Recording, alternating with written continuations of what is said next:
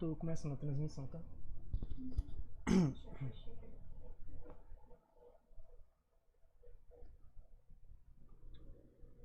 Oi, pessoal.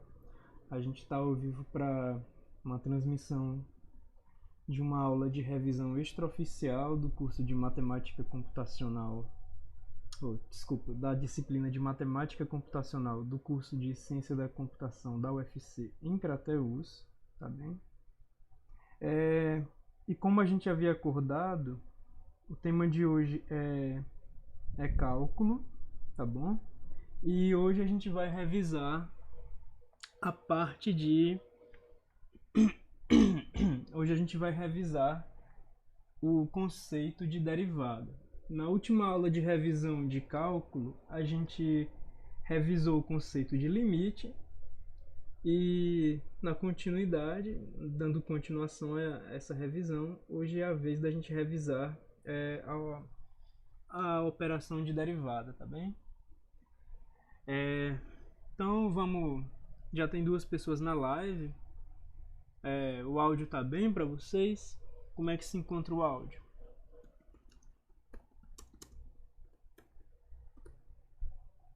Como está o áudio, pessoal? O áudio tá bom? Inclusive eu tenho que ver se o chat está funcionando. Talvez o chat não esteja funcionando. O Enio disse que o áudio tá bom e aparentemente o chat não está funcionando. Então eu vou acompanhar vocês pelo celular. Tudo bem, Enio. O áudio tá legal e o chat não tá legal. Então eu acompanho vocês pelo celular e a gente vai fazendo a revisão. Começando a partir de agora, já são 3:02. Quem for entrando depois na live vai pegando aí no meio do caminho. Deixa eu ver aqui se o tamanho da fonte tá bom. Opa! Mas eu acho que não posso aumentar muito mais que isso. Tá bem?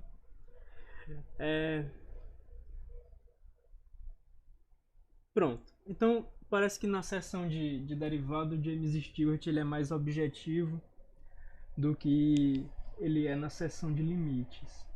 Tanto que ele já começa a seção de derivada com um conceito de derivação. E como a gente tinha dito na aula anterior, tudo no cálculo é definido em termos de limite, seja direta ou diretamente, tá bem? Então, como a nossa primeira claro, primeiro para além do limite. A nossa primeira operação definida em termos de limite é a derivada, beleza?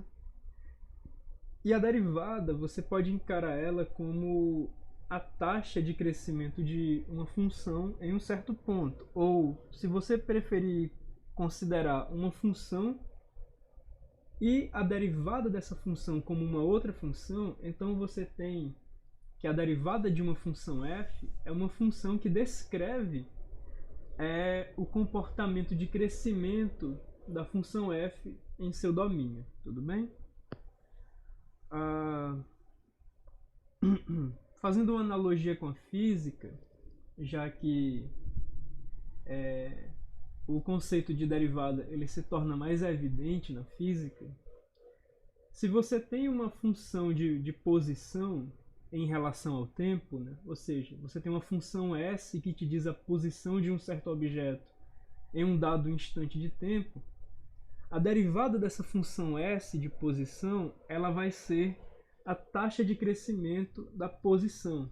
Então, ela vai te dar a taxa de crescimento da posição. Então, a derivada da função de posição vai ser a função velocidade, porque a velocidade ela faz a posição variar conforme o tempo, né? Ela faz a posição crescer ou decrescer conforme o tempo. Da mesma forma, a gente tem que, se você tem uma função velocidade de um certo objeto, a derivada dessa função velocidade vai te dar a taxa de crescimento da função velocidade. Então, a derivada da velocidade ela vai acabar sendo descrita como a aceleração de um certo objeto, beleza? Então você pode ter a função de posição dada em unidades de distância, por exemplo, em metros, né? Você pode ter uma função de posição que determina a posição em uma distância de metros em relação a um certo referencial. Então você tem uma posição de 8 metros em relação a uma origem, ou uma posição de 15 metros em relação a uma origem. Você tem a velocidade, que determina a variação da posição conforme o tempo passa. Aí você vai ter, se a sua função de posição está em metros, você vai estabelecer uma unidade de tempo e você vai determinar a sua função de velocidade pela variação da posição em metros conforme passa-se o tempo, digamos em segundos. E aí você vai ter que, se a sua função de posição está em metros, a sua função de velocidade está em metros por segundo. E para a função de aceleração, você vai ter uma variação da função de velocidade conforme o tempo passa. Ou seja, a sua unidade de velocidade, que são metros por segundo, ela varia conforme a variação do tempo, que é em segundos. Então você vai ter uma variação de metros por segundo na aceleração, ou como se escreve em física, de metros por segundo ao quadrado, tá bom? Então, essa analogia de física, ela costuma ajudar a gente a entender essa coisa de taxa de crescimento, né? Você tem uma função e você tem uma outra função que diz a taxa de crescimento dessa função anterior num certo ponto. Você sabe que um objeto, num certo ponto em relação a uma origem, ele apresenta uma velocidade de tantos metros por segundo e uma aceleração de tantos metros por segundo ao quadrado, né? Que aí seriam justamente a derivada primeira da posição e a derivada segunda da posição, né? A derivada primeira da posição é a velocidade, a derivada segunda da posição é a aceleração, tá bom? Então eu espero que essa ideia de física ela deixe um pouco mais claro essa relação que pode haver entre funções que descrevem coisas e outras funções que descrevem o crescimento ou decrescimento dessas coisas, tá bem? Atualmente a gente tem 7 pessoas na live. Deixa eu ver como é que vocês estão no chat, se bem que eu não falei nada importante até agora, é só introdução. Mas vamos dar uma olhada, só para ver como a gente tá. Por enquanto só o Enio que comentou que o áudio tá ok. Então vamos dar uma continuação aqui. Quer dizer, vamos começar, né? Bom, a primeira coisa que a gente tem, que é importante, é justamente a definição de derivada, que vocês vão acabar encontrando também nas notas de aula, beleza?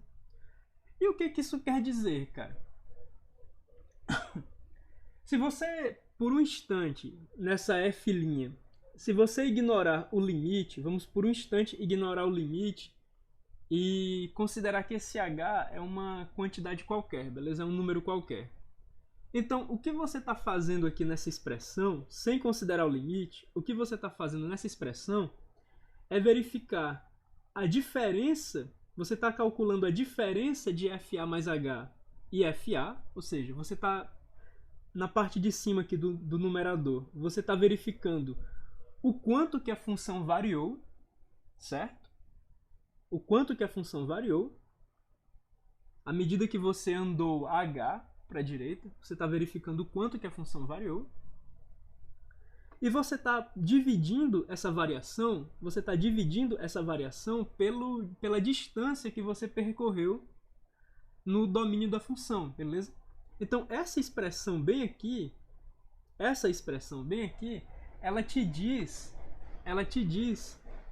o quanto que houve de variação em média nesse deslocamento h que você fez no domínio da função, beleza? Ele te dá uma média de variação nessa distância h.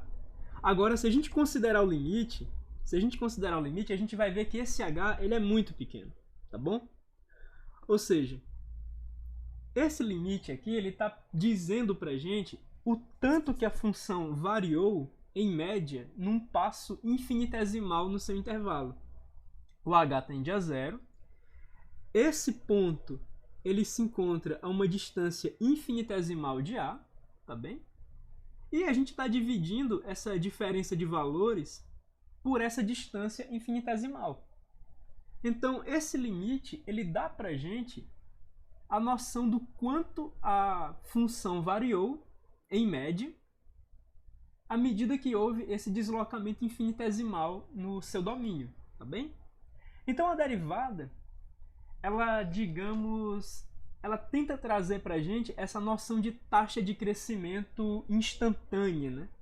Instantânea porque essa variação de h ela é muito pequena, beleza? Ela é infinitesimal. Como essa variação que a gente está chamando de h é infinitesimal, a derivada ela tenta trazer para a gente a taxa de crescimento instantânea da função, tá bem? Num certo ponto.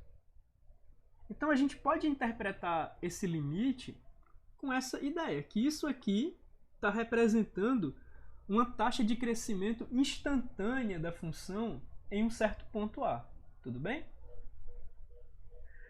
Vamos ver como o James Stewart continua.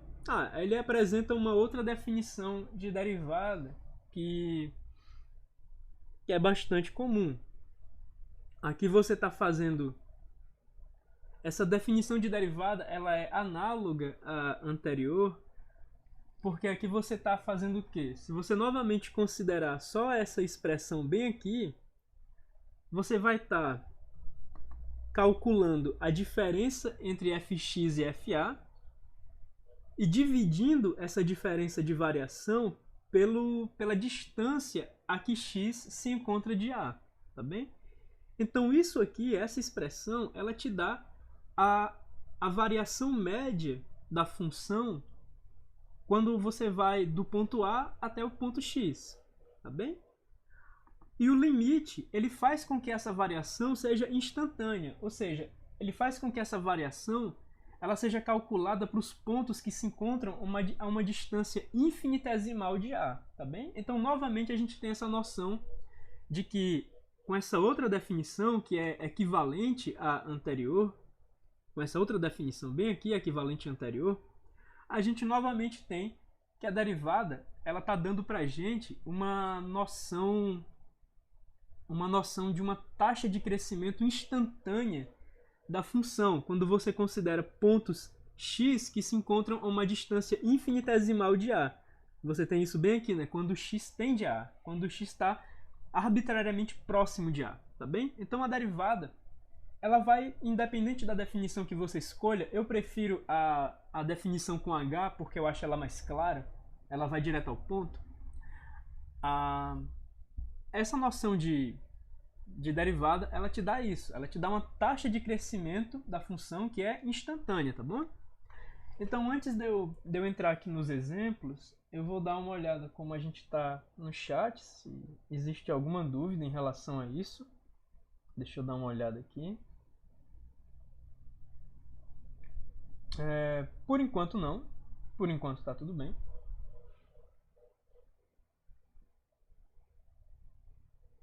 E a gente vai continuar. A gente tem um exemplo para ser observado aqui. Bom, a gente quer encontrar... que legal. É a derivada de um polinômio. A gente gostaria de encontrar a derivada de f de x no ponto A. Tá bom? Ou seja, a gente vai pegar a função f, que é esse polinômio, e a gente vai calcular uma derivada analítica. A gente vai calcular a derivada de f no ponto A. Bom, pela definição que a gente tem, f' de A é precisamente a gente faz a substituição pelo que está escrito na definição, né? Que f' de A é esse limite bem aqui. E o que a gente vai fazer agora é o seguinte, a gente vai substituir f de A mais h de acordo com o polinômio e a gente vai substituir f de A de acordo com o polinômio. Então, toda vida que a gente tem uma ocorrência de x bem aqui, no f de A mais h, a gente vai estar substituindo por... A gente vai estar substituindo o x por a mais h. Então, em vez de ter x ao quadrado, a gente vai ter a mais h ao quadrado. Em vez de ter 8x, a gente vai ter 8a mais h. E 9 é 9, menos a ao quadrado, menos 8a mais 9. Isso tudo sobre h. Vamos ver quanto é que isso dá. Se a gente vier fazer essa conta, a gente vai fazer aqui o produto notável, né? A mais h ao quadrado é a ao quadrado mais 2ah mais h ao quadrado, beleza? Aí, distribuindo o 8, a gente vai ter menos 8a mais 8h mais 9. E aqui não tem muito o que fazer, a gente simplesmente repete a ao quadrado, trocando o sinal, claro, menos a ao quadrado, menos com menos dá mais 8a, menos 9. Uma coisa que é bem evidente é que esse 9 ele vai se cancelar com esse 9. Esse a ao quadrado ele vai se cancelar com esse a ao quadrado. A gente vai ter, depois de fazer os devidos cancelamentos, a gente vai ter 2ah mais h ao quadrado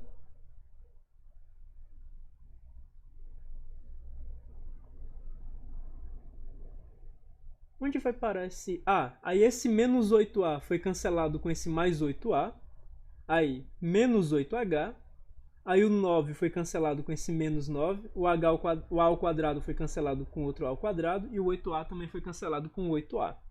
Então a gente ficou aqui com 2ah mais h ao quadrado menos 8h sobre h. O bom agora é que tudo isso é divisível por h. Então o h vai passar dividindo tudo, né? Então a gente vai ter 2a, limite, quando o h vai a zero, de 2a, fazendo a divisão, mais h, menos 8. Agora, essa expressão ela é muito boa de ser calculada. Essa expressão é muito boa de ser calculada porque a gente tem o limite das somas, né? E a gente sabe que isso é a soma dos limites, e o único limite que está em função de h é simplesmente a variável h, que vai a zero, então ela vai sumir. Ou seja, a gente tem que a derivada daquele polinômio no ponto A é 2a menos 8. E isso está indo ao encontro da nossa regrinha para a derivada de polinômio, né? Se você se lembra, a nossa regrinha para derivar polinômio, ela diz que a derivada desse cara vai ser 2x menos 8. Então, 2x menos 8 no ponto A é justamente 2a menos 8. Então, a gente está vendo a aplicação de derivada num polinômio, e isso está permitindo que a gente tenha não exatamente a regra geral para o valor da derivada nesse polinômio, mas de certa forma sim, é a regra geral, porque a gente está fazendo essa derivada num ponto A qualquer, beleza? Então aqui a gente tem que a derivada do polinômio é 2a menos 8. Deixa eu ver como é que vocês estão no chat. Deixa eu ver o que vocês me dizem no chat. Por enquanto, tudo tranquilo. Por enquanto, nenhuma dúvida no chat. E vamos continuar, beleza?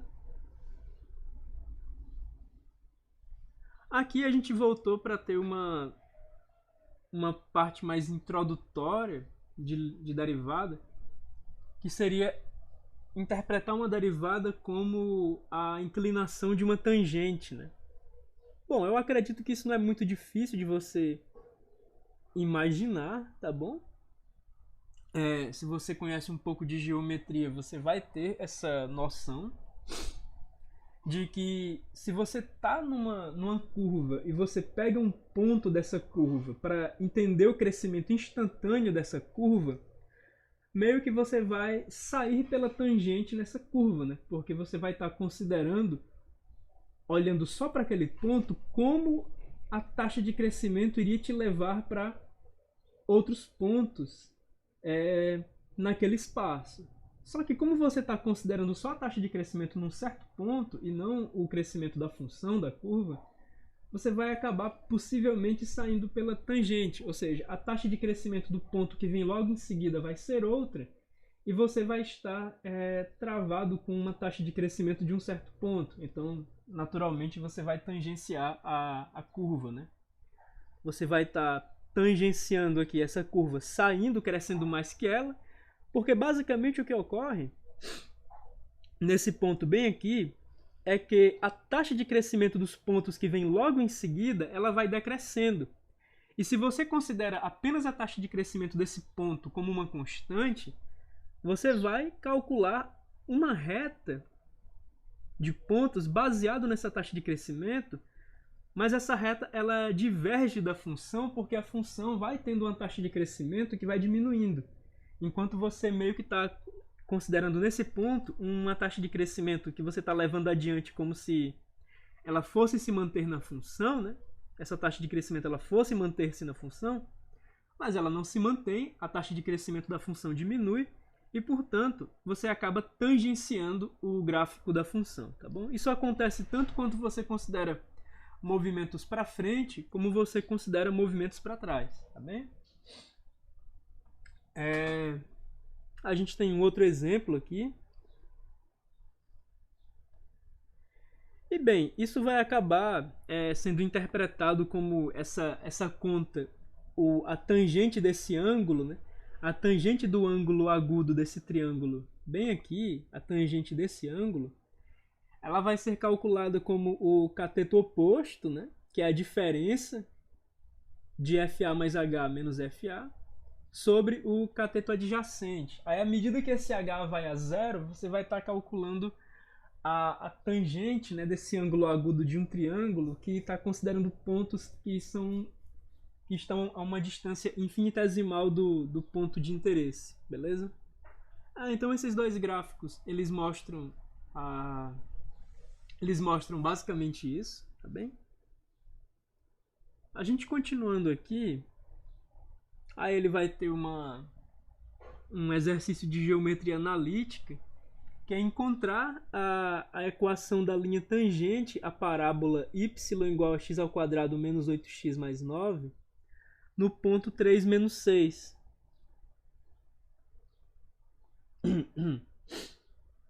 Deixa eu ver aqui.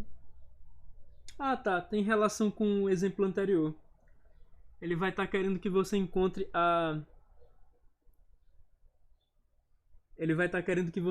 para o exemplo anterior a equação da reta da derivada. Ou seja, basicamente a fórmula da derivada, né, em geral. Aí aqui a gente sabe que, pelo exemplo anterior, né, a gente sabe que a derivada da função f no ponto A é f' de A igual a 2A menos 8. E aí, a partir do ponto 3 menos 6, ele sabe que a taxa de inclinação da reta tangente a função f no ponto 3 menos 6, ele sabe que a taxa de inclinação é menos 2. Daí ele vai calcular a equação da reta utilizando a forma geral da reta, né? Ou seja, ele vai fazer y é igual a menos 6, que multiplica menos 2, que é a taxa de inclinação, vezes x menos 3. A gente até viu esse tipo de equação da reta nas aulas, que vai ser dada por um ponto de referência e uma taxa de inclinação, mas o James Stewart no livro ele está utilizando apenas uma forma diferente de escrevê-la, tá bem? Isso aqui, durante as nossas aulas, a gente se acostumou a ler isso como y é igual a menos 6, que é esse cara bem aqui, é o y0, mais m, que é a tangente que a reta faz em relação ao eixo x, né, que é dado justamente pela derivada nesse caso, já que a taxa de inclinação da reta tangente é um ponto em relação ao eixo x, é uma forma geométrica de interpretar a derivada, multiplicado por x menos x0, x menos 3, tá bom? Então a gente viu isso nas nossas aulas, e isso aqui está remetendo a uma interpretação geométrica da derivada, beleza? Ah, legal. Agora a gente vai ter a derivada de uma função exponencial. Antes disso, deixa eu ver como é que vocês estão no grupo aqui. Aparentemente não há comentários novos. Só o comentário inicial do Enio. Deixa eu só ter certeza. Aqui no chat, o chat está travado. Então não existe nem não existe nenhuma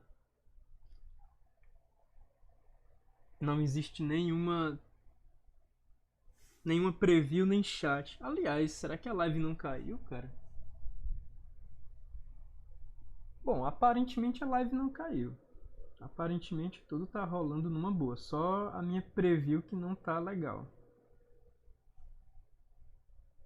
Espero eu. Espero eu que a live não tenha caído. Me deem só um toque para eu saber se a live caiu, porque a minha preview caiu e eu fico desconfiado sempre. Então, se vocês puderem comentar alguma coisa sobre se a live caiu ou não, eu agradeço. Eu vou até perguntar aqui, porque eu posso estar falando sozinho. A live caiu? Eu espero que não. Mas, como a minha preview parou, eu vou estar perguntando isso para ter certeza, beleza? Bom, continuando aqui, a gente vai ter o nosso exemplo 3, que é calcular a derivada de uma função exponencial.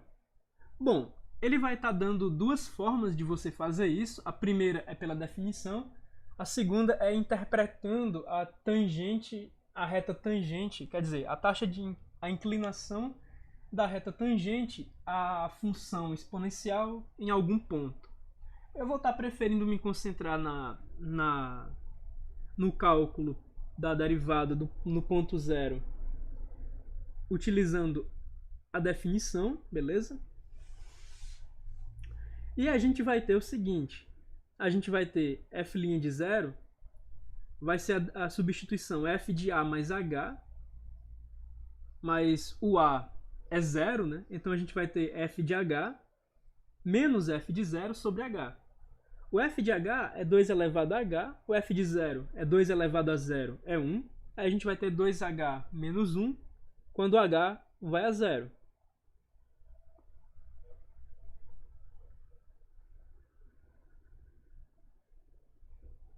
Bom, aparentemente ele não vai se preocupar em calcular esse limite agora.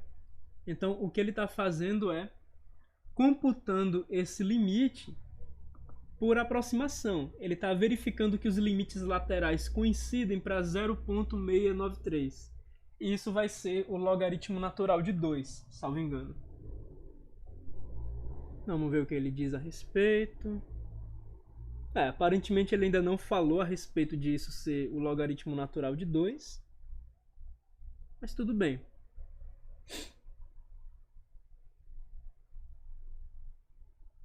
Aí agora ele está falando de uma outra interpretação para a derivada, que é a interpretação para a derivada como sendo...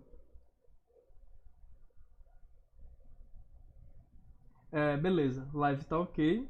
É só a minha... A live tá tranquila, é só a minha preview aqui que é totalmente bugada. Será que isso tem a ver com o navegador, hein? Na próxima vez eu vou tentar com o Chrome para ver se não fica bagunçado assim. Porque aqui tá tudo bagunçado, tá preview travada, tá chat congelado. Eu acompanho vocês pelo celular. Eu vi aí o Rafael, o Yasmin, o Alex comentando. Acho que o Enio também, deixa eu ver. Vi uma galerinha comentando, o Ayrton. Mas isso eu tô vendo pelo celular, porque aqui tá foda. Na preview tá travado, o chat tá travado. Eu vou testar outro navegador na próxima live, porque tá complicado. Mas enfim. Essa ideia de você interpretar a derivada como uma taxa de variação é justamente o que eu estava tentando fazer no começo, com aquela ideia de relacionar aquelas coisas de cinemática da física umas com as outras em termos de derivação, né? Que você tem a função de posição, aí a derivada da função de posição é a variação da função de posição, então é a velocidade. Aí a derivada da função velocidade é a variação da função velocidade, então aí já seria a função aceleração, e assim por diante, tá bom? Isso aqui ele vai estar fazendo justamente essa ideia, né? A variação em y, que ele já vai estar utilizando a segunda definição de derivada que ele deu logo em seguida, mas essa daqui é interessante para a gente perceber, né? Que isso aqui remete muito à física e é fácil de entender. Aqui a derivada, ou a taxa de variação instantânea, ela vai estar sendo visualizada como a variação no eixo y dividida pela variação no eixo x, quando a variação no eixo x ela tende a zero. Para você fazer a variação no eixo x tender a zero, pela primeira definição de derivada você faz o h tender a zero, ou se você estiver calculando a diferença direta entre dois pontos que não se relacionam, você vai fazer esses dois pontos que não se relacionam se relacionarem pelo argumento do limite, né? Se x1 e x2 não se relacionam, você vai estar usando o argumento do limite para fazer o x2 se relacionar com o x1 da seguinte forma. O x2 vai ser um ponto a uma distância infinitesimal de x1. E assim você vai estar garantindo que o ΔX vai a zero. Que a variação no eixo x ela vai a zero, beleza?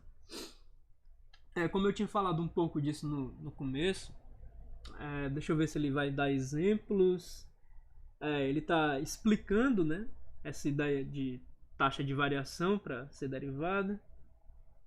E aqui ele vai começar a brincar com os conceitos de física. Talvez por isso que eu entenda que uma boa analogia para derivadas é justamente posição, velocidade e aceleração. Talvez é justamente do James Stewart que eu tiro isso. Pois bem, o exemplo 4, ele traz a posição de uma partícula é dada pela equação de movimento. Essa é a equação de posição da partícula, S, em função do tempo t, beleza? Então, S, a posição, ela é função do tempo t. Ela é dada em termos do tempo t. Pois bem. E aqui a gente está se baseando no sistema universal de medidas, né? Ou seja, o S, que é a posição, vai ser dado em metros, e o tempo vai ser dado em segundos. O t, que é tempo, vai ser dado em segundos. Aí, encontre a velocidade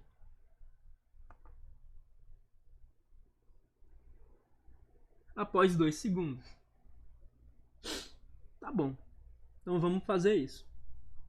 Primeiramente, a gente vai calcular a derivada de f quando t é igual a 2. Aí a gente vai ter que a nossa função de posição, que está em termos do tempo, ela é 1 sobre 1 mais t. Então a gente vai calcular f' de 2, né? Que é o que ele pede. Ele quer a velocidade na posição 2, após 2 segundos. Imaginando, claro, que esse movimento ele começa a ser descrito no tempo 0, em 0 segundos. Aí vai ter um momento em que ele vai estar no tempo 1, que é 1 segundo. E quando t é igual a 2, ele vai estar descrevendo a posição após 2 segundos desse movimento que a função S está descrevendo para a gente, beleza? Então, a velocidade, ou a derivada da função f, ela pode ser calculada pela definição, né? f' de 2 é f2 mais h menos f2 sobre h. Fazendo a substituição, é 1 sobre 1 mais t. Aqui a gente tem, onde o t aparece, a gente tem 2 mais h. Aqui, onde o t aparece, a gente tem 2, simplesmente. E agora a gente vai fazer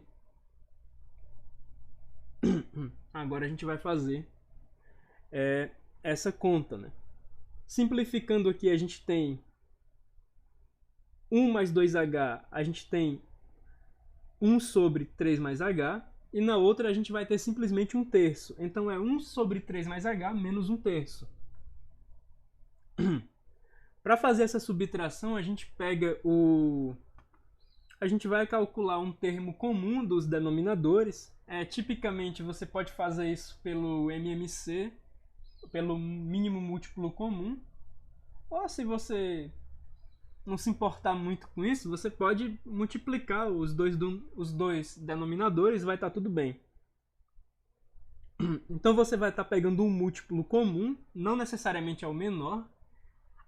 E outra coisa, não teria como você utilizar MMC nesse cenário porque você está calculando uma coisa algébrica, né? 3 mais H é complicado, você tem um MMC em relação a 3, beleza? Então você só multiplica os denominadores, numa boa. E agora você vai ver o seguinte, quanto é que esse cara vai estar valendo aqui dentro?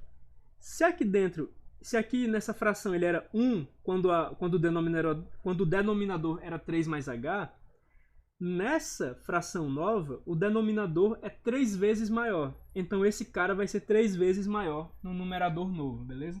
Ou seja, esse 1 ele passa sendo multiplicado por 3 para o denominador novo.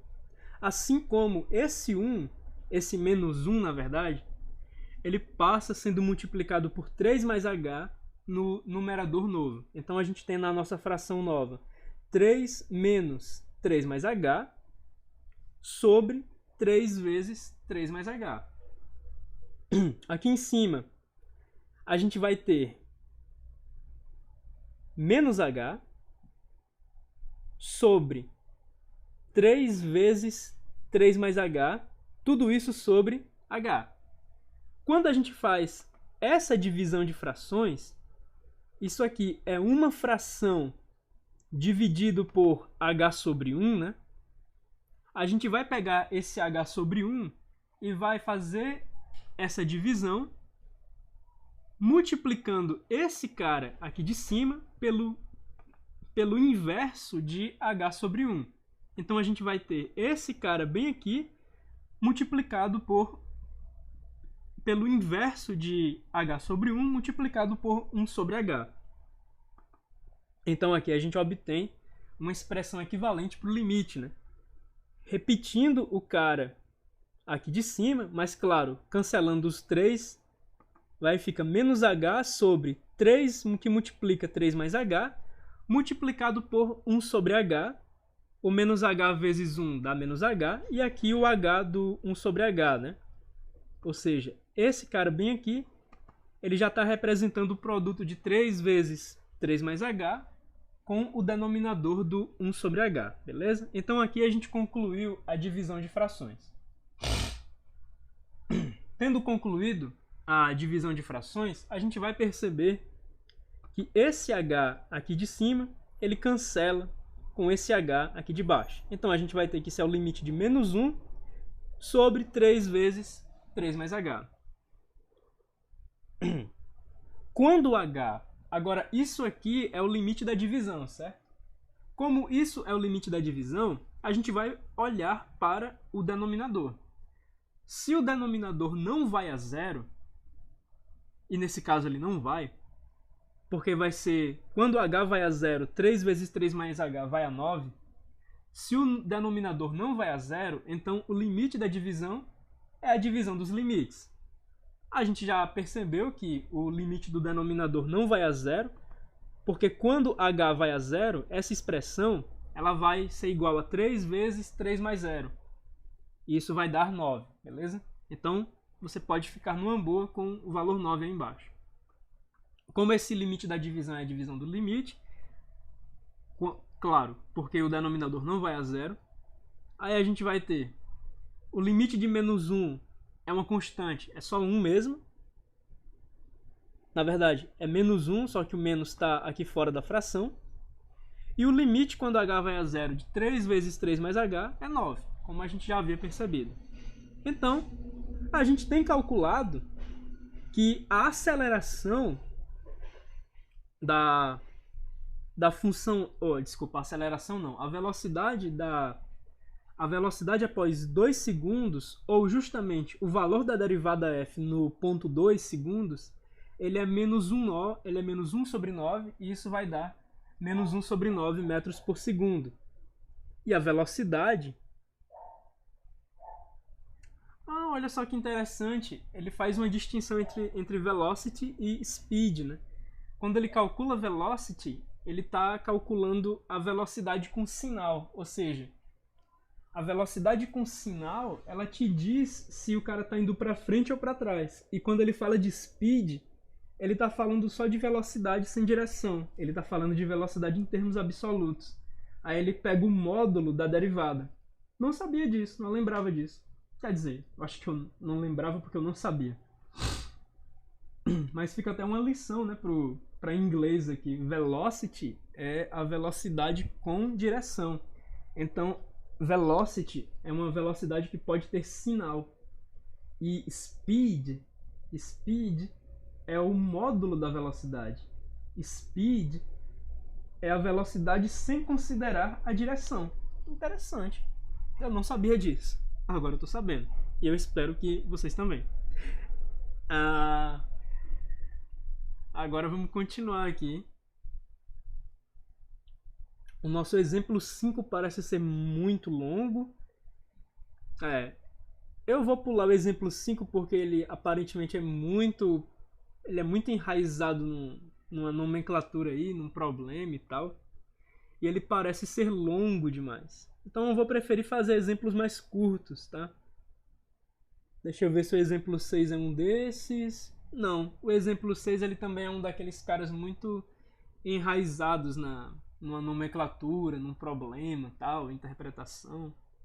Eu acho que interpretação vocês sabem fazer. O problema é mais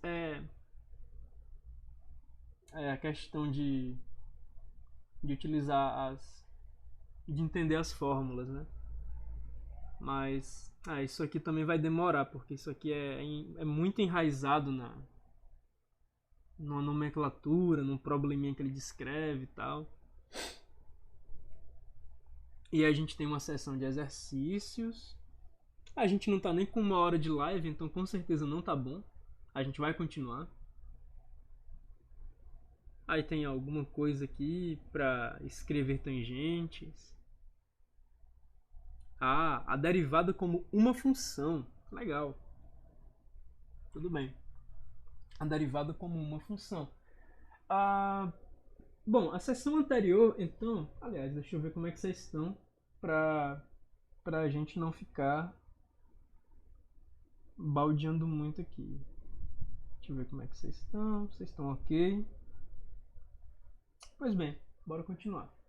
A derivada como uma função é a continuação da seção anterior e ela não vai ser muito diferente do que a gente viu. A gente viu a noção de derivada como se a gente fosse requerido a especificar um ponto A para ter um valor numérico, mas aqui a gente só vai abstrair essa história de escolher um ponto A, e em vez de escolher um ponto A, a gente vai estar abstraindo isso como uma função com entrada x, né? Então, em vez de escolher esse ponto A, a gente vai ter uma função de derivada cuja entrada é uma variável x, tá bom? Tanto é que quando a gente for comparar a definição do limite, a definição da derivada num ponto A, você vai perceber que a única coisa que muda é que a derivada agora ela realmente está sendo tratada como uma função. Então, em vez de ter um ponto A especificado, você vai estar com uma variável x e a fórmula do limite ela vai ter substituído a aplicação do ponto A por esse ponto x, que você vai estar especificando quando você for utilizar a função de derivada, tá bom? Aí aqui tem algum texto explicando o que é a derivada. Aí ele está associando essa nova definição com... Quer dizer, nova, mas nem tanto. Essa nova definição com a noção da inclinação da reta tangente num certo ponto, né?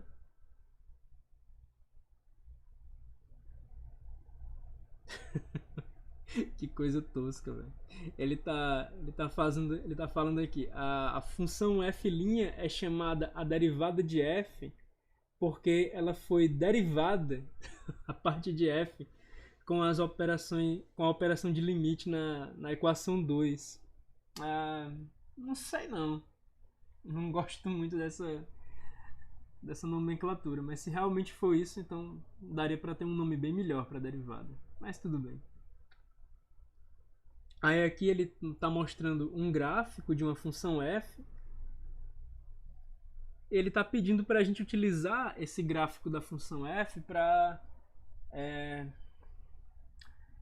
esboçar o gráfico da derivada f'. Vejamos.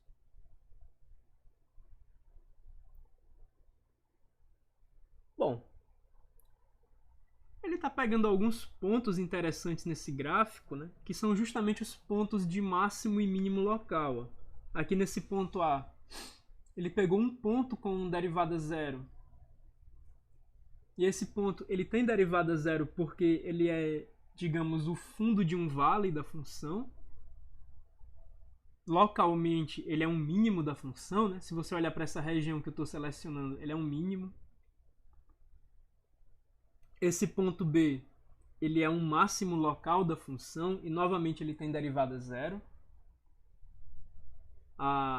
Ele tem derivada zero porque a reta que tangencia a função nesse ponto, ela não tem inclinação em relação ao eixo x, ou ela é paralela ao eixo x.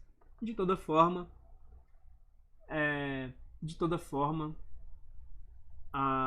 esse ponto B ele é um ponto de máximo local. Esse ponto de mínimo local e esse ponto de máximo local, ambos têm derivada zero, né? Eles são pontos de ótimo local da função, beleza? Mesma coisa a gente fala aqui para o ponto C, que ele está destacando, um outro ponto de mínimo local. E eu acredito que nesse momento ele está querendo dizer que a derivada da função nessa parte aqui vai ser muito parecida com uma reta, quando ele pega esse triângulo. Aí depois ele descreve o gráfico da função derivada. Bom, eu não acredito que ele tenha explicado precisamente como ele fez isso. Talvez ele tenha feito isso com amostras da função, tá bom? Mas eu não acredito que isso acrescente muito pra gente, então eu não vou me ater muito a esse exemplo, não.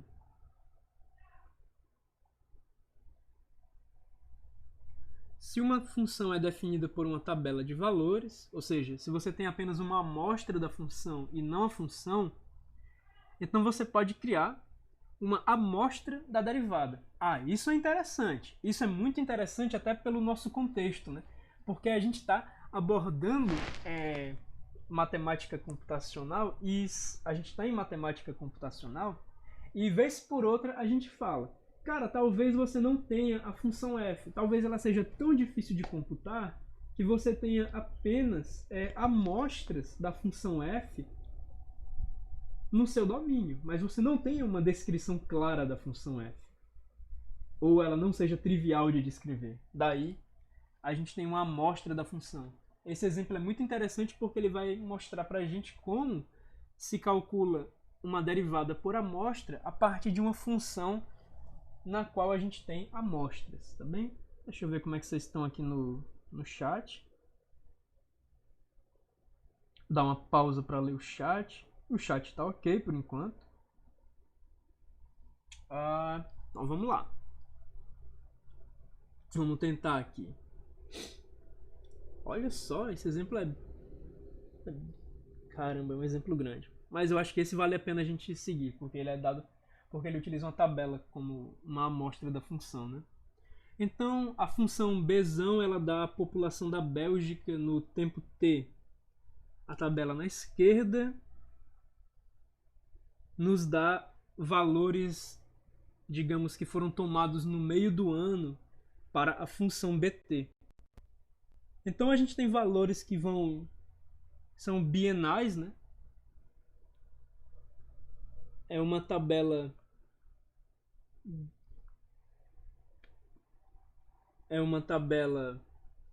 de valores da população belga bienal. E isso é dado em milhares. Então a gente tem... Lembrando que como a gente está com o livro em inglês, essa vírgula, ela não é uma vírgula de separar casas inteiras de casas decimais, tá? Essa vírgula, ela está separando as centenas das milhares, tá bom? Só para a gente estar ligado que o livro está escrito em inglês, então a vírgula ela está separando centena de milhar. Ela não está separando casa inteira de casa decimal. Então a gente tem valores para a população. Em 1980 era tanto, em 82 era tanto, em 84 era tanto. E a gente tem essa variação da população belga, que é dada na tabela aqui da esquerda, beleza? E o que a gente quer é construir uma tabela de valores para a derivada dessa função. Então, a gente tem que a população belga é dada por uma tabela para a gente, ainda é dada em valores bienais. E o que a gente gostaria de fazer, se a gente não tem a função bzão descrita algebricamente, até porque isso é impossível, né? É impossível descrever a população, a variação. É impossível descrever a população belga em função do tempo algebricamente, isso é puramente empírico, isso é puramente uma questão de senso. A gente vai construir uma derivada também por tabela. Se a gente tem uma amostra da população belga a cada 2 anos, aparentemente a gente vai construir uma amostra da taxa de crescimento da população belga a cada 2 anos, beleza? Então, vamos construir essa tabela de valores para a derivada da população belga em função do tempo.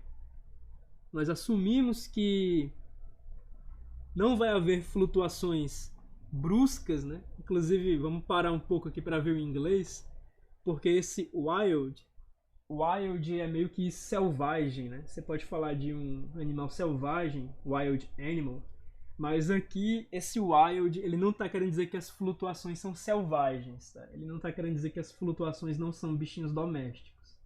Esse wild está querendo dizer que as flutuações são bruscas, né? Então, voltando a ler, nós assumimos que não há flutuações bruscas na população entre os valores estabelecidos, tá bom? Então, ele vai começar aproximando a derivada da população belga no ano de 1988. Poxa, mas a tabela é dada desde 1980? Tá, beleza, ele decidiu começar em 1988. A taxa de crescimento da população belga no meio de 1988, porque ele estava dizendo que esses valores eles são tomados na metade do ano, tipo em julho ou em agosto, ou na metade de julho, algo assim, tá bom? Esses valores são tomados na metade do ano. Pois bem, a derivada da população belga em 1988, ela é dada justamente como a população belga em 1988 mais H, menos a população belga em 1988, isso sobre H quando H vai a zero.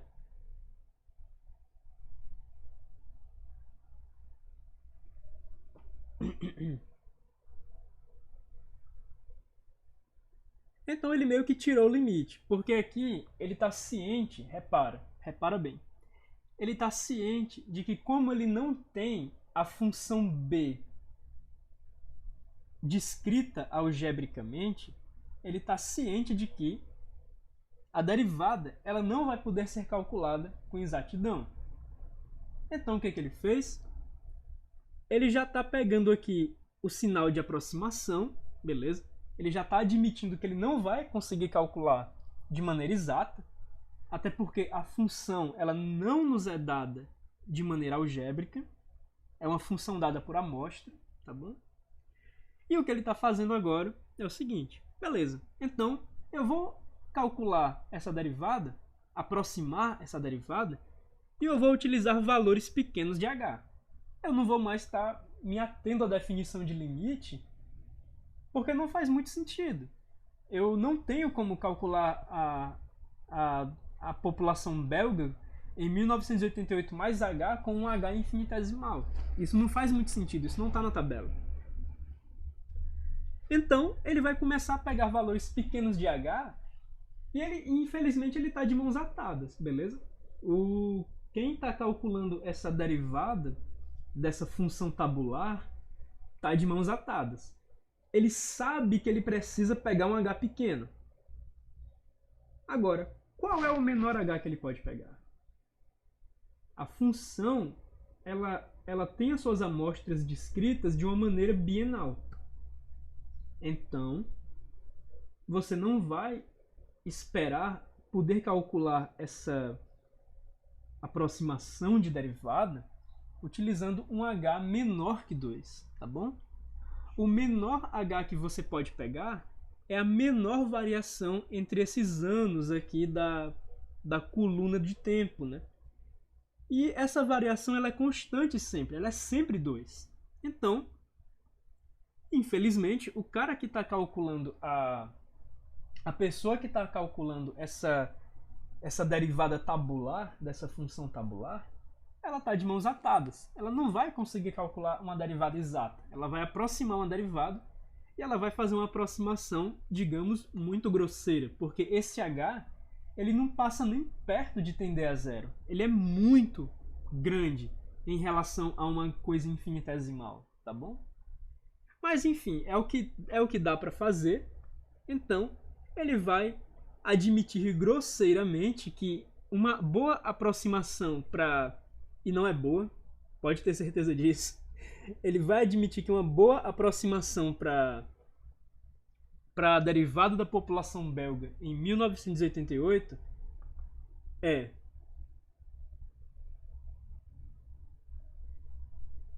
o valor da população belga em 1990 menos o valor da população belga em 1988 dividido pelo H que ele admitiu que é 2. Então, basicamente, ele está pegando a média entre duas amostras da tabela. Na verdade, desculpa, não é isso. Ele está pegando a variação média entre duas amostras da tabela. Ele sabe que a variação média, ele sabe que a variação é dada por essa subtração, mas ele sabe que essa variação ela está considerando um intervalo de 2 anos. Então, para fazer uma variação anual, ele está dividindo por 2, já que o intervalo já que as amostras são bienais, ele está dividindo aqui por 2, para ele ter uma variação por ano. Então ele tem a variação no intervalo dividido pelo comprimento do intervalo. Intervalo que ele não pode pegar menor que esse e é bem grosseiro. Então ele tem uma variação de 39 mil habitantes por ano, né? Aproximadamente. Mas aí ele continua. Quando ele continua com a seguinte observação, veja que na definição de derivada, a gente não está fazendo um limite lateral para a esquerda ou para a direita. A gente está fazendo um limite geral. Se a gente está fazendo um limite geral, ele podia considerar essa variação tanto para a esquerda como para a direita. Aqui ele considerou um limite lateral grosseiro, claro, mas ele considerou essa definição de derivada meio que com o limite lateral da direita. E agora ele vai considerar com o limite lateral da esquerda. Ou seja, em vez de pegar o ano seguinte, que foi medido, que foi 1990, ele vai estar tomando o ano anterior, medido, o ano que foi medido antes de 88, que foi 86. Aí agora ele vai estar fazendo a diferença das populações em 86 e 88 e vai estar dividindo pelo H de menos 2, que é quando ele está pegando essa diferença para a esquerda, né? Tá pegando um H negativo, e de toda forma é o menor H que ele pode tomar. Daí, ele sabe que essa diferença, dividido pelo intervalo de variação, ela é de 11 mil habitantes por ano. Então, se quando ele mediu em relação de 88 a 90 deu 39 mil habitantes por ano, e quando ele mediu de 86 para 88 deu 11 mil habitantes por ano, provavelmente ele vai tirar a média disso.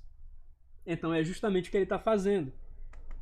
Como ele não sabe direito em que se situar, ele está tirando a média das duas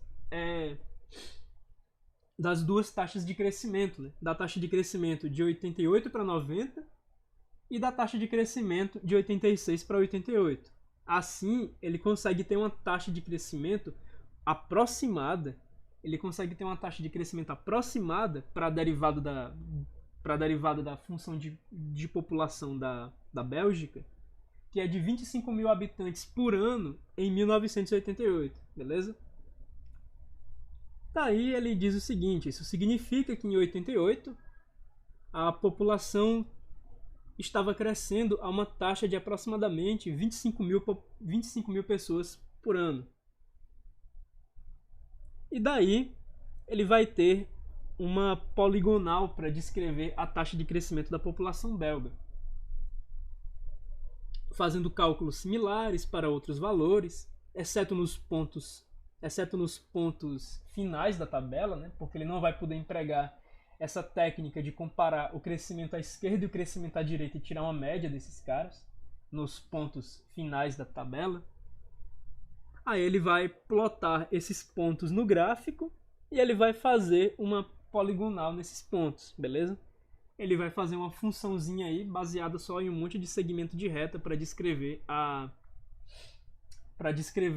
derivada da população belga, beleza? Pois bem, ele tem a taxa de crescimento, que foi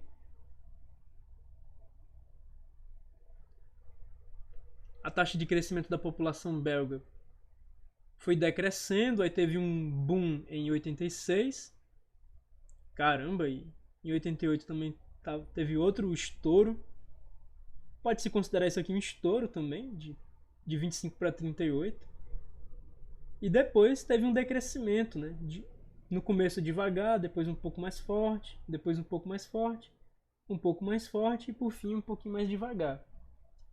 Então, esse foi um intervalo muito divertido para a população belga, né? Teve um estouro populacional muito grande. Se a taxa de imigração não tivesse sido muito alta, a galera se divertiu um pouquinho aí nesse intervalo. Pois bem, continuando, claro, aqui ele tá... Ah, beleza, ele fez a poligonal da função B, que é a função de população da população belga, e ele fez uma poligonal para a derivada, né? Mostrando justamente esse boom, que aqui a galera estava se divertindo bastante, depois se acalmou um pouco mais. Beleza. Exemplo 3. Se f de x... vamos ver como é que vocês estão no chat, né? Deixa eu ver como é que tá o chat aqui.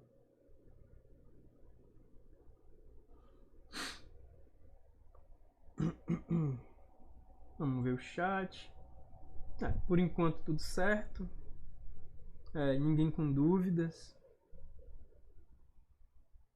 Aí tudo aqui continua travado. Pois bem, vamos para esse terceiro exemplo, que é: se a função f de x é igual a x ao cubo menos x, encontre a fórmula para a derivada. A gente pode encontrar a fórmula para a derivada direto pela definição de derivada, né? F' de x é igual a f de x mais h menos f de x sobre h quando h vai a zero. Beleza.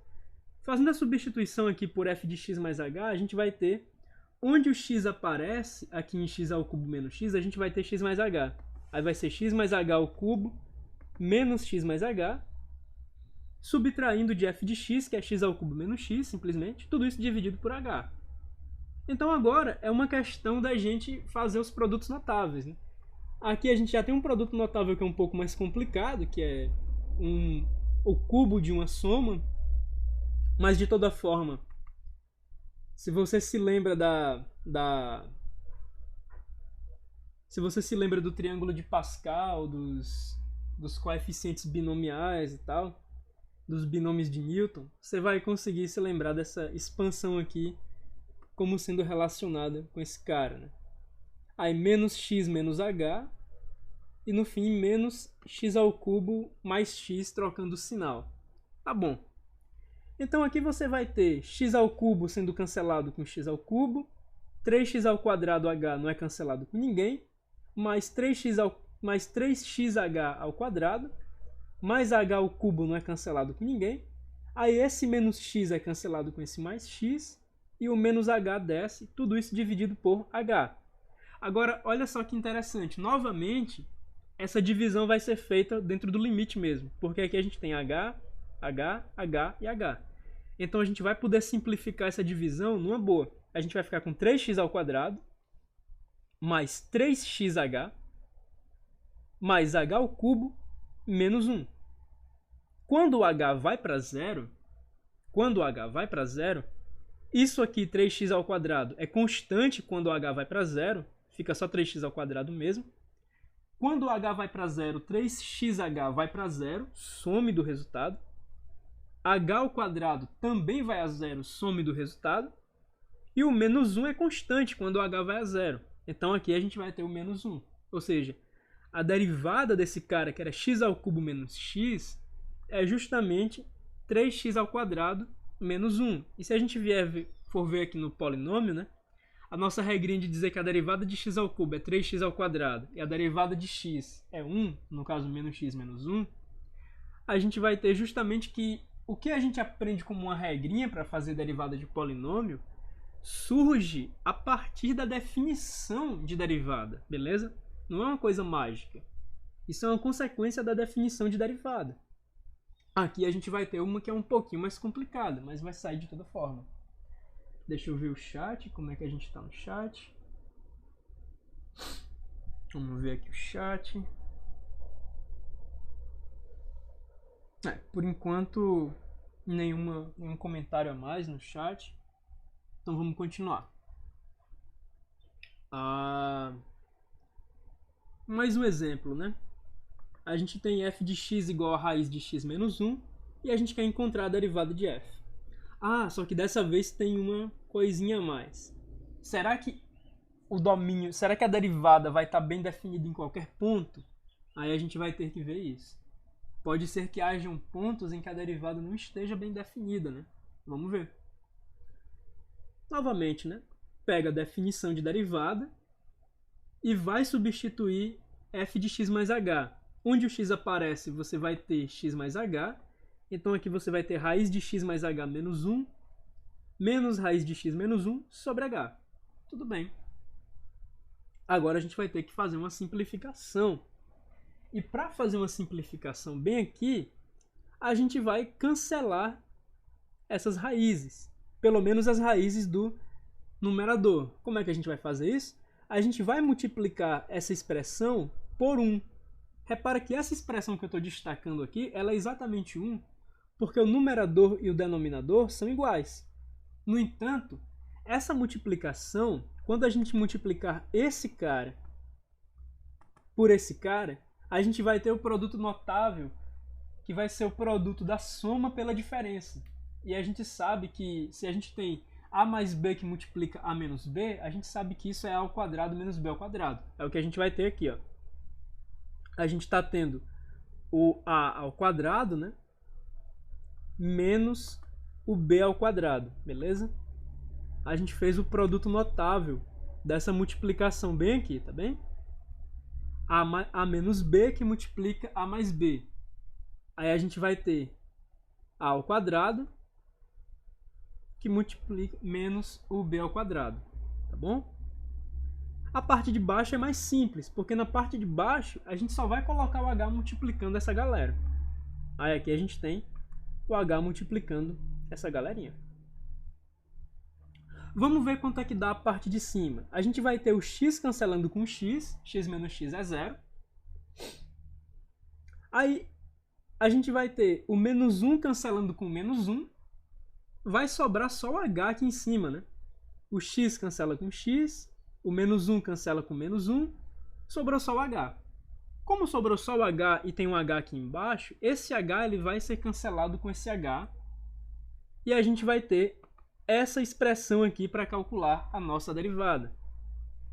É o limite quando h vai a zero de 1 sobre essa soma de raízes. Isso a gente pode calcular como? Será que isso a gente pode calcular pela regra da divisão? A gente só pode calcular pela regra da divisão se denominador ele não vai a zero. Bom, esse denominador ele não vai a zero quando o h vai a zero, porque a gente vai ter raiz de x menos 1 somado com raiz de x menos 1. A gente vai ter 2 vezes raiz de x menos 1, tá bom? Não vai a zero. Pera aí, mas não vai a zero para quais pontos, né? Para quais pontos esse cara não vai a zero? Então a gente vê o seguinte, olha. Nós vemos que a derivada ela tá bem definida. Isso aqui é a fórmula da derivada da função f. Ela tá bem definida para quando o x é maior que 1. Por quê? Se o x for exatamente igual a 1, você vai estar fazendo raiz de 0 mais raiz de 0, que dá 0. Você vai estar fazendo uma divisão por 0 quando o x é igual a 1. E nesse momento do James Stewart, ele não está considerando números complexos, beleza? Ele só está considerando o cálculo nos reais. Como ele só está considerando o cálculo nos reais, ele não vai admitir que haja uma boa definição para raízes de números negativos. Então, se você pegar o x estritamente menor que 1, você vai ter raiz de número negativo mais raiz de número negativo. E raiz de número negativo, nesse momento, não está bem definida, tá bom? Então, você vai ter uma boa definição para a derivada apenas para valores de x estritamente maiores que 1. Quando x é igual a 1, você tem divisão por 0. E quando x é menor que 1, você tem números complexos, que nesse momento a gente não está abordando. Então, a gente considera que não é bem definido, tá bom? Daí, o que ele diz para a gente? O domínio da função, o domínio da derivada é o intervalo aberto em 1 e aberto em infinito. E nota que o domínio da função f é de 1 até infinito. Se você considerar a função f bem aqui, você vai ver que não tem nenhum problema você fazer x igual a 1. Raiz de 0 é 0 e está tudo bem. Agora, se o x fosse menor que 1, essa expressão ela seria negativa e você estaria fazendo a raiz de um número negativo, o que não é legal nesse momento, tá bom? Então, bem aqui você observa essa diferença, né? O domínio da derivada, ele não considera o ponto 1, e o domínio da função f considera o ponto 1. Aqui o parêntese é aberto no 1, o colchete é fechado no 1, tá bom? Vamos continuar aqui vendo os nossos exemplos. E a gente vai agora... tem uns gráficos. São os gráficos da função f do exemplo anterior e da derivada, né? A função f é bem definida de 1 em diante. Ele sequer plota o gráfico porque seria um gráfico em 2 dimensões para representar coordenadas complexas, né? E bem aqui ele tem o gráfico da derivada. Se você for ver, a derivada ela tende a infinito quando você vai se aproximando de 1, mas quando você chega exatamente em 1, quer dizer, ela tende a infinito quando você vai se aproximando de 1 pela direita. Mas quando você chega em 1, você tem uma divisão por 0. Então não é bem definido, beleza? Vamos para o nosso próximo exemplo, mas antes de ir para o próximo exemplo, vamos dar uma olhada no chat aqui, ver como a gente está. Ver como se encontra o nosso chat. A gente tem 5 pessoas assistindo, nada de novo no chat. Então bora continuar. Agora a gente tem o exemplo 3, que é encontrar a derivada de f de x igual a 1 menos x sobre 2 mais x. Beleza? Mesma ideia, né? Pega a definição da derivada e vai substituir o f na definição de derivada. Então, onde x aparece, o f de x mais h vai estar trocando x por x mais h. A gente tem isso, menos a fórmula simples da função f, e a gente vai fazer essa conta. Como é que a gente vai fazer essa conta? Rapaz, foi um salto grande, viu? Dessa equação para essa foi um salto bem grande. Mas vamos tentar entender devagarzinho o que está acontecendo aqui. Bom, aparentemente ele já está fazendo a soma, essa subtração bem aqui ele já está fazendo porque ele está multiplicando esses denominadores, né? Ele está pegando esse denominador multiplicando por esse denominador. Aí esse 1 vai aparecer multiplicado por 2 mais x, esse x menos h, esse menos x menos h vai aparecer multiplicado por 2 mais x, aí menos 1 menos x, aí o 1 menos x que está sendo multiplicado por 2 mais x mais h. Tudo bem. Certo.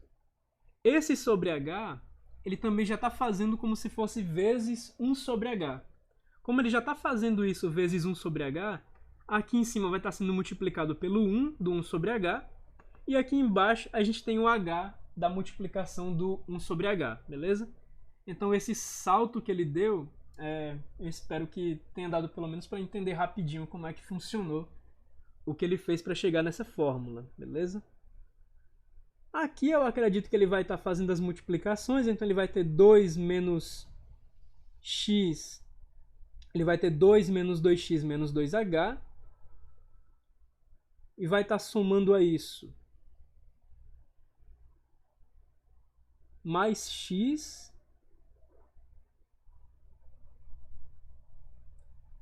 2 menos 2x mais 2, menos 2h, aí mais x, ele vai estar tirando aqui do menos 2x, menos x ao quadrado, vai estar bem aqui, e menos xh vai estar bem aqui, beleza. Menos, aí agora ele vai estar simplificando isso, aí a gente vai ter 2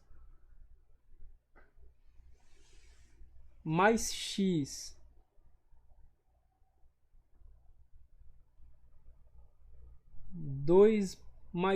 mais h, aí menos 2x, aí o mais x menos 2x vai dar menos x, menos 2x menos x ao quadrado menos xh.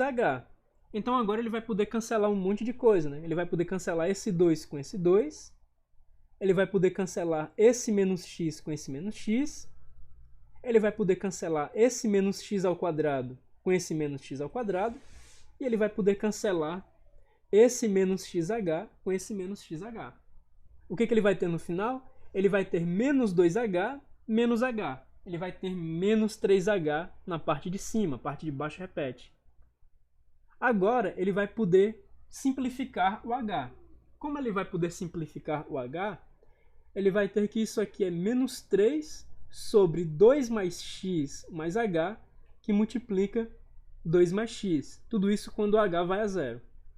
Fazendo o h ir a zero, a gente vai ter obtido 2 mais x, o h indo a zero fica zero bem aqui, multiplicando por 2 mais x. Aqui vai ficar 2 mais x ao quadrado.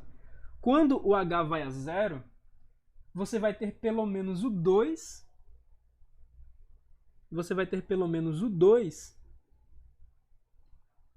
mais o valor de x somado, né? Então esse limite ele faz sentido.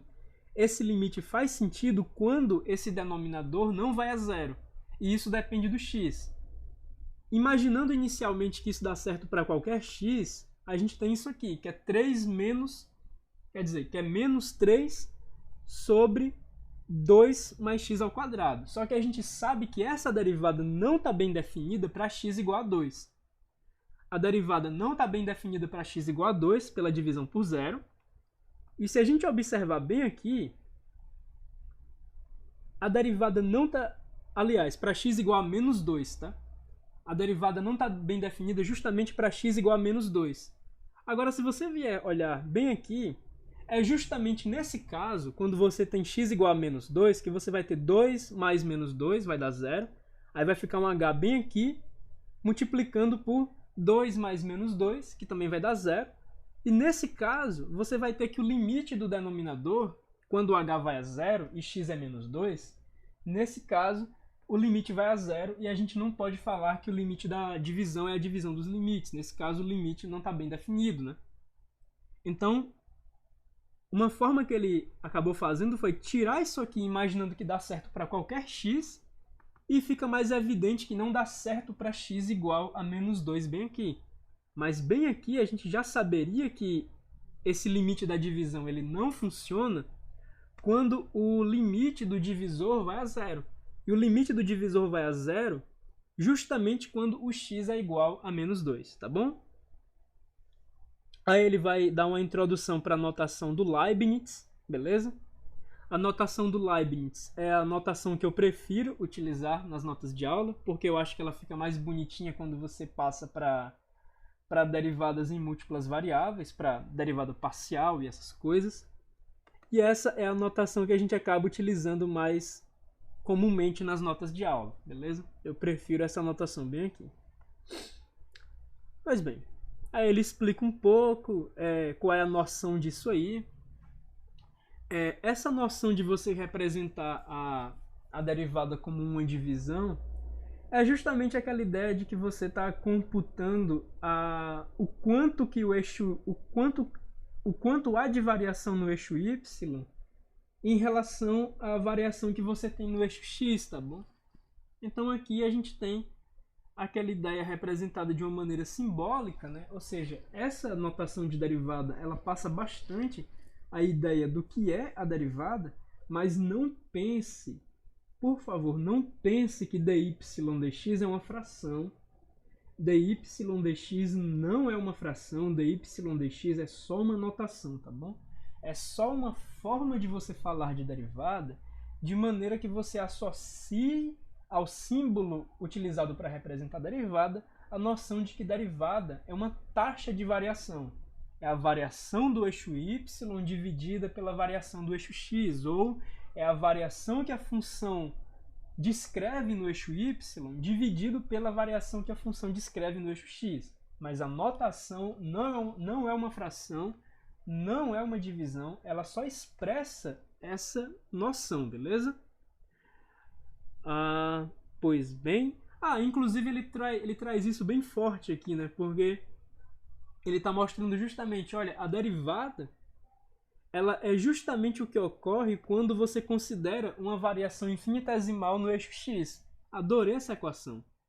Essa equação é muito boa porque ele está falando justamente disso. A noção de derivada é justamente o que ocorre quando você considera uma variação, uma divisão de variação no eixo y pela variação no eixo x, quando a variação no eixo x ela vai a zero, ela é infinitesimal, tá bom? Aqui existem outras coisas para indicar o valor de uma derivada no ponto A, e aí aqui é um outro motivo para eu gostar dessa notação bem aqui. Eu gosto dessa notação bem aqui porque eu consigo falar do valor de uma derivada, o valor da derivada num certo ponto, substituindo x pelo ponto no parêntese. Se a gente fosse usar a notação de Leibniz pura, seria desse jeito aqui, o que não é muito bonito. Em particular, eu não gosto muito disso, tá? Eu prefiro reservar o uso dessas coisas para integrais, porque não tem muito para onde fugir em integração. Aí a gente acaba usando isso. Mas para derivada, eu acredito que é mais elegante a gente utilizar essa forma e falar do valor da derivada num ponto, trocando o x pelo ponto em questão, dentro do parêntese, beleza? Legal. Agora a gente vai falar de diferenciabilidade. Mas antes de entrar em diferenciabilidade, vamos ver aqui como está o chat. Olhando aqui como é que está o chat, nenhum comentário novo. Eu espero que não tenha travado também o meu celular. Mas eu estou atualizando direto aqui para ver se está travado. Mas não, nenhum comentário novo realmente. Beleza. Então, o que é uma função ser diferenciável? A gente diz que uma função é diferenciável num ponto A se a derivada daquela função existe no ponto A. Ou seja, uma função é diferenciável em A se A faz parte do domínio da derivada de A. Voltando aqui um pouco, no livro, teve até um exemplo que falou disso, né? Olha só. Esse exemplo, a gente viu que o domínio da derivada não inclui o ponto 1, mas o domínio da função inclui o ponto 1. A gente sabe que a função está bem definida para o ponto 1, mas a derivada da função f não está bem definida para o ponto 1. Então a gente pode dizer que a função f ela não é diferenciável no ponto 1, mas a derivada da função ela está bem definida para o ponto 2. Então a gente pode dizer que a função f ela é diferenciável no ponto 2, beleza? A função f é diferenciável no ponto 2. Voltando aqui para aquela parte que a gente estava, né, definição de o que é ser diferenciável.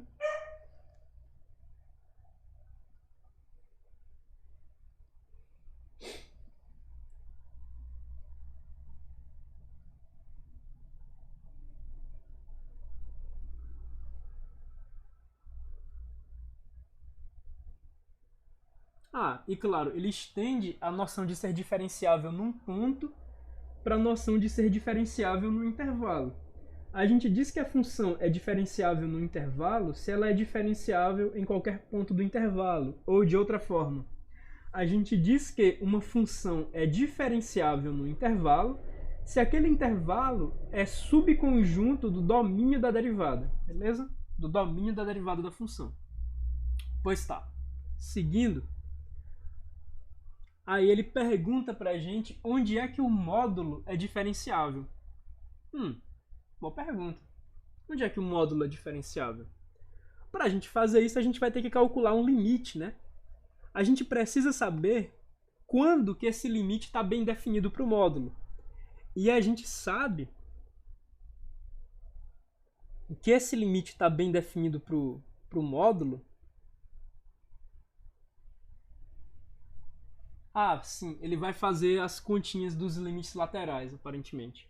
Na verdade, ele vai fazer essa continha baseado no domínio. Primeiro, ele vai considerar x maior que zero. Como ele está considerando x maior que zero, a derivada do módulo ela está bem definida, né? Porque o módulo de x mais h, se x é maior que zero, o módulo de x mais h é x mais h. E o módulo de x é x. Aí aqui a gente vai ter h sobre h, que dá 1, e quando h vai a zero, a constante 1 fica em zero mesmo. Então, a derivada do módulo para x maior que zero é 1. E então a gente sabe que f é diferenciável para x maior que zero. Se a gente pegar x menor que zero, a gente vai pegar o módulo de x mais h, vai ser justamente menos x mais h, e o módulo de x é justamente menos x. Aí a gente vai ter menos x mais h mais x. A gente vai estar cancelando. Os x vai estar ficando só com menos h aqui em cima. Aí é menos h sobre h, a gente vai ter menos 1. Ou seja, esse limite existe para x menor que zero, então a gente sabe que o módulo ele é diferenciável também para x menor que zero. Faltou saber se o módulo é diferenciável para x. Então agora a gente vai precisar dos limites laterais. Porque para calcular a derivada do módulo em x, em zero, a gente vai estar pegando aqui pela definição de derivada, né, o módulo de 0 mais h menos o módulo de 0 sobre h. Se esse limite existe, então o módulo é diferenciável em x igual a zero. Se o limite não existe, então o módulo não é diferenciável em x igual a zero. Aí a gente vai precisar calcular isso. Para calcular este limite, a gente vai utilizar limites laterais. Esse limite está bem definido se os dois limites laterais correspondentes coincidem. Então a gente vai verificar a coincidência dos limites laterais, se ela acontece ou não. Vamos lá. Primeiro, o limite da direita. Quando o h tende a zero pela direita, quando o h é estritamente maior que zero, a gente sabe que isso aqui, 0 mais h, é simplesmente um módulo de h, né? Aliás, ele está simplificando primeiro. 0 mais h é h, o módulo de 0 é 0, todo mundo sabe, sobre h. Então aqui a gente tem simplesmente o módulo de h. Como o h está tendendo a 0 pela direita, a gente sabe que o módulo de h é o módulo de um número estritamente positivo, muito embora arbitrariamente próximo de 0. Então a gente sabe que o módulo de h é h. H sobre h vai dar 1, e o limite lateral, quando o h tende a 0 pela direita, o 1 não está dependendo de h, então é simplesmente 1. Agora, o limite lateral desse cara, bem aqui, quando o h está vindo a 0 pela esquerda, né? Aí a gente sabe 0 mais h é h, então a gente vai ter o módulo de h menos o módulo de 0, e o módulo de 0 é 0. Então a gente vai ter o módulo de h sobre h, e a gente tem que o módulo de h, para um h estritamente negativo, mas suficientemente próximo de 0, mas arbitrariamente próximo de 0, isso aqui, o módulo de h, pela definição de módulo, é menos h. Menos h sobre h dá menos 1. E menos 1, quando h vai a 0 pela esquerda, é menos 1, já que não depende de h. E a gente tem o seguinte, os dois limites laterais não coincidem. Em não havendo coincidência dos limites laterais, este limite, bem aqui, ele não está bem definido. Portanto, a derivada de f no ponto 0 não está bem definida. Não existe derivada do módulo no ponto 0. Tá bom? Não existe derivada de módulo no ponto 0. Portanto, o 0 não faz parte do domínio da derivada do módulo e, portanto, a função módulo ela não é diferenciável em 0, tá bem? A função módulo não é diferenciável em 0. É que ele tem. A derivada de 0, a derivada da função f em 0 não existe, e daí f é diferenciável em todo valor de x, porque a gente verificou anteriormente que a função f é diferenciável para x positivo, para x negativo, mas não é diferenciável para 0. Então a gente sabe que a derivada de f no ponto 0 não existe, portanto f não é diferenciável em 0, tá bom? Então a fórmula da derivada do módulo é essa. Nota que o ponto x igual a 0 não está definido para essa função, não está definida para x igual a 0. E aproveitando que a gente tem o gráfico da função módulo, repara que o ponto x igual a 0 para a função módulo é precisamente um ponto de inflexão. O ponto x igual a 0 para o módulo é um ponto de inflexão, tá bom? Mais tarde a gente vai ter uma relação entre pontos de inflexão e derivadas. Mas isso já dá uma boa noção do que acontece, né? Na derivada. Isso já dá uma boa noção de qual é a relação entre pontos de inflexão e derivadas, né? As derivadas não existem em pontos de inflexão, tá bom?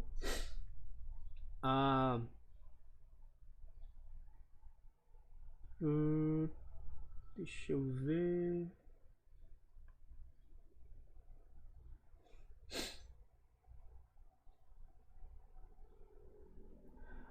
cara, que interessante. Ele está explicando o porquê. Isso é muito legal. Ele está explicando o porquê que... Ele está explicando geometricamente o porquê que a derivada do módulo não existe no ponto 0. E isso vale para qualquer ponto de inflexão. Repara o seguinte, que numa função usual, você só consegue tangenciar uma curva de uma única forma. Não existem duas formas ou três formas de tangenciar uma curva. Agora, se você considerar um ponto de inflexão, eu quero que você imagine que você consegue tangenciar um ponto de inflexão de diversas formas. Existem infinitas retas que tangenciam um ponto de inflexão. Porque, basicamente, você pode alterar a inclinação da reta de tal forma que a reta não toca em um outro ponto da função, senão o ponto de inflexão, beleza? Como existem diversas retas tangentes para o ponto de inflexão, você perde a noção geométrica do que é a derivada num ponto de inflexão, porque a derivada seria a taxa de inclinação da reta tangente àquele ponto na curva da função. Mas se aquele ponto é um ponto de inflexão e ele admite ser tangenciado por diversas retas, aí fica a pergunta: qual dessas retas me dá a taxa de inclinação para eu considerar a derivada? Na verdade, eu tenho uma ambiguidade na noção de derivada, então eu simplesmente não tenho uma boa definição de derivada em pontos de inflexão, tá bom? Acabou que essa noção geométrica facilita a explicação, pelo menos intuitivamente, ela facilita a explicação de por que não existe derivada num ponto de inflexão, né? Meio que você teria várias retas tangenciando aquele ponto de inflexão. Então você meio que tem uma ambiguidade na derivada e certamente ela não está bem definida. Então, não tem derivada em ponto de inflexão, beleza? Deixa eu ver como é que está o nosso chat. Vamos dar uma atualizada aqui para ver como é que está o chat. Por enquanto, nenhum comentário novo. 6 pessoas assistindo. Vamos continuar. Olha só, a gente tem... a gente passou pela noção de continuidade naquela parte que eu pulei, talvez. Ah, que pena, cara. Mas, enfim, a gente sabe que uma função é contínua, quer dizer, né, revisando a noção de continuidade.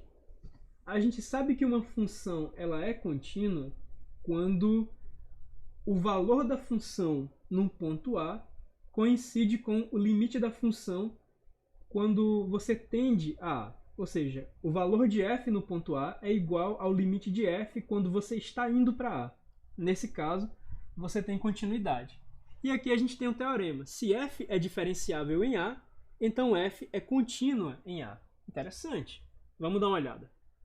Para provar que f é contínua em A, a gente tem que mostrar que o limite da função f quando x vai a A é precisamente igual ao valor de f no ponto A. Beleza, é isso que a gente quer concluir. A gente quer mostrar que a diferenciabilidade de f em A implica na continuidade de f em A. Tá bom. A única informação que a gente tem, a nossa hipótese, é que f é diferenciável em A. Se f é diferenciável em A, então a gente sabe que esse limite ele está bem definido, tá bom? Nota bem aqui que, para facilitar a demonstração do teorema, ele está pegando esse limite pela segunda definição de derivada, quando o x está indo a A, beleza? Então agora ele vai fazer o seguinte.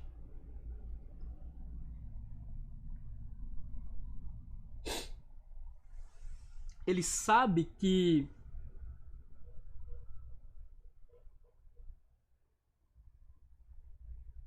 ele está reescrevendo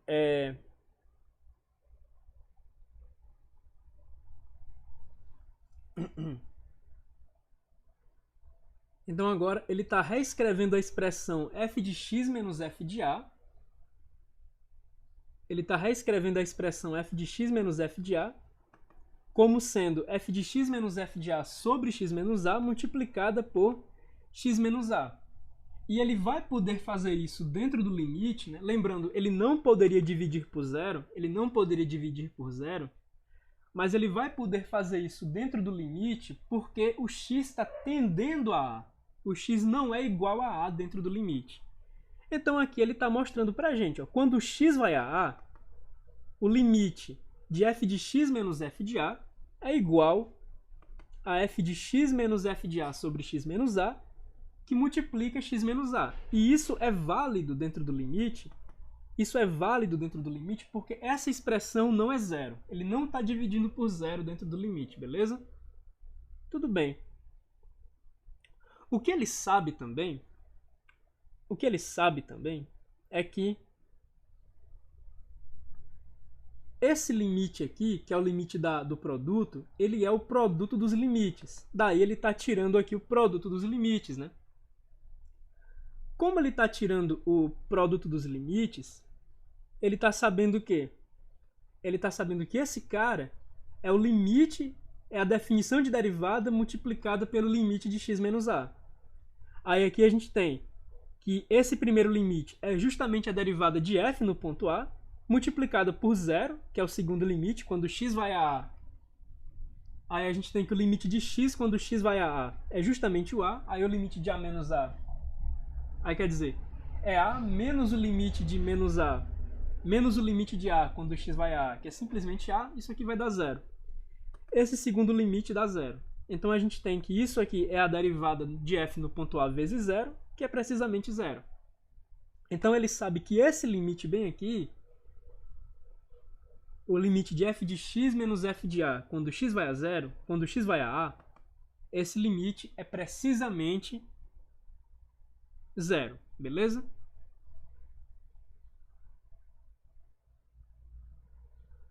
E agora ele vai mostrar pra gente essa igualdade, né? Ele quer provar que esse limite aqui, ele é igual a f de A.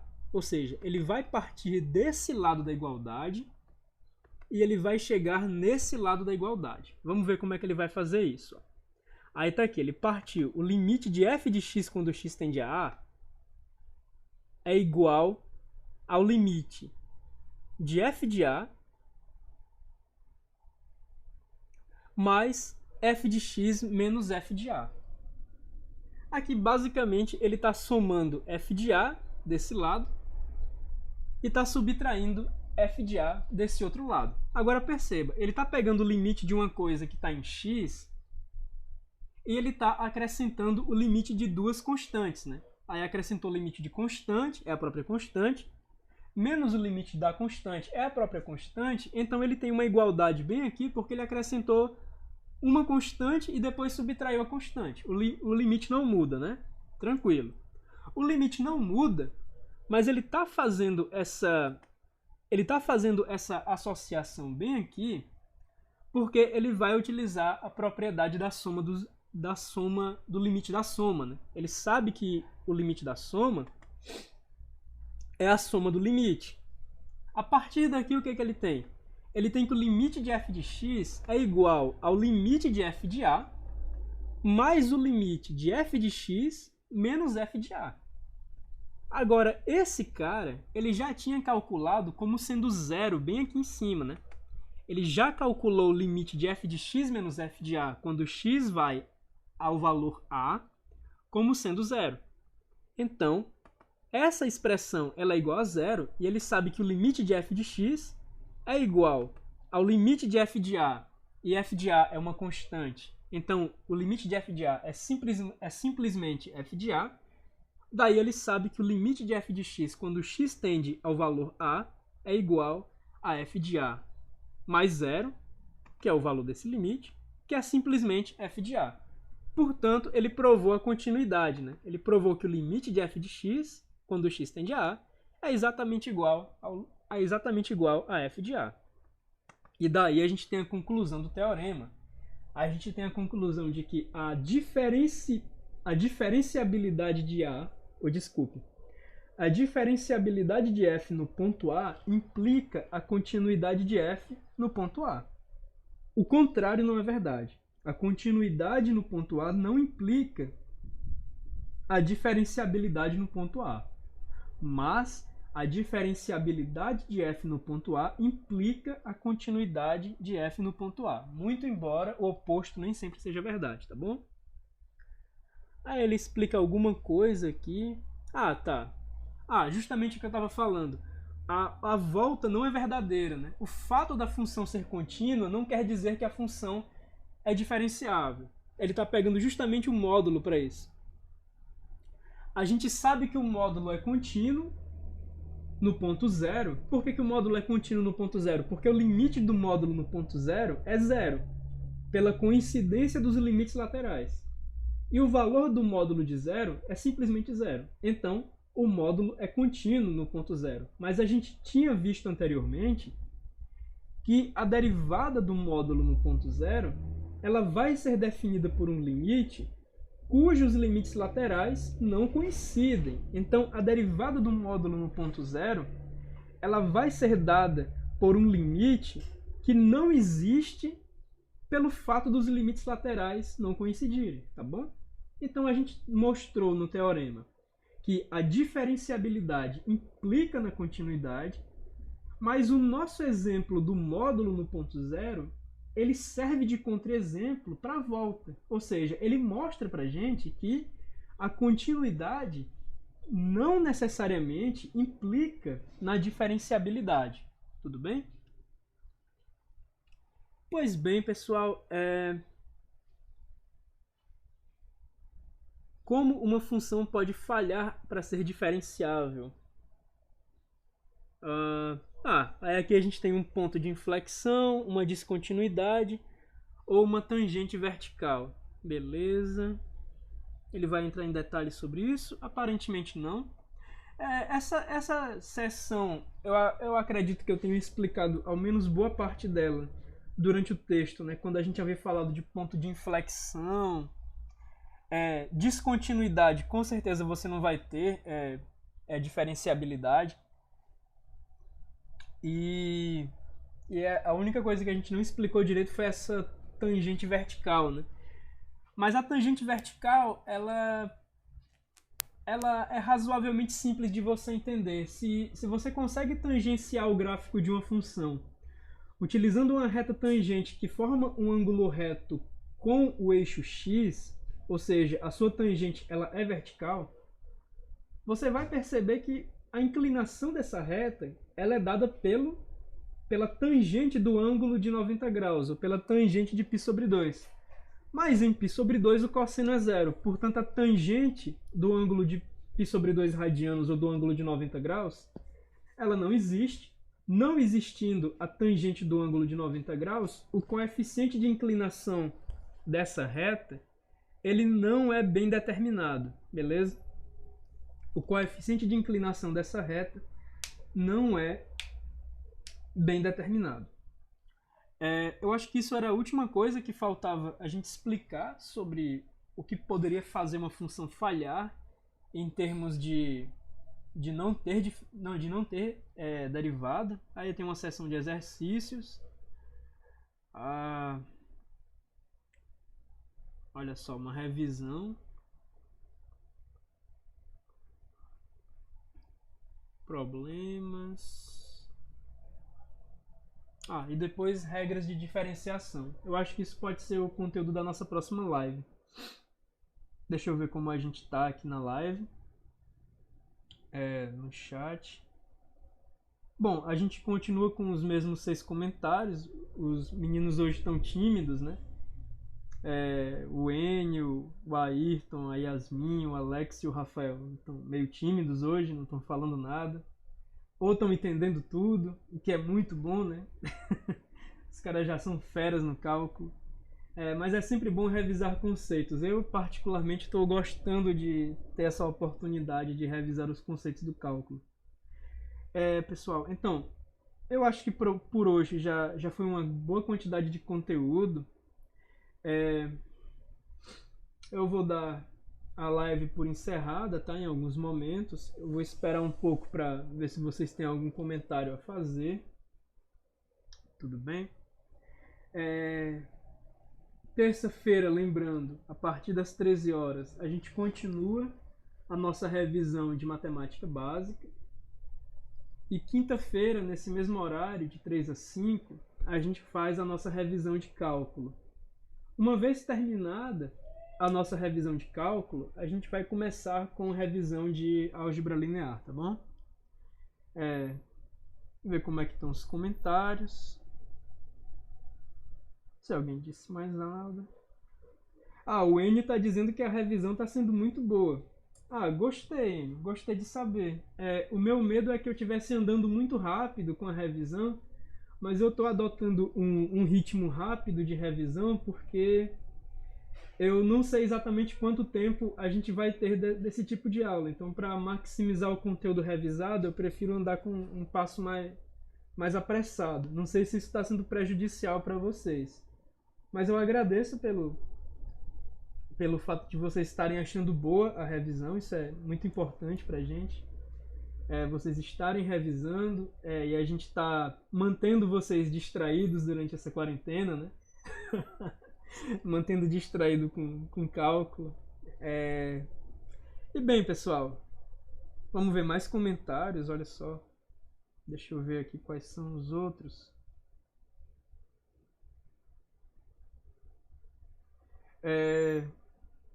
O Arthur tá falando que a revisão tá sendo legal. O Alex tá gostando também de relembrar alguns conceitos. O Ayrton tá só curtindo a live, tá só assistindo mesmo. Tá, beleza. Bom, não havendo dúvidas, eu vou dar a live por encerrada, tá, galera? Então a gente se encontra às 13 horas da terça-feira para continuar a nossa revisão de matemática computacional, tá bom? Então até o nosso próximo encontro, que é terça-feira, às 13 horas. Espero vocês lá. E boa tarde para vocês, pessoal. Valeu pela companhia.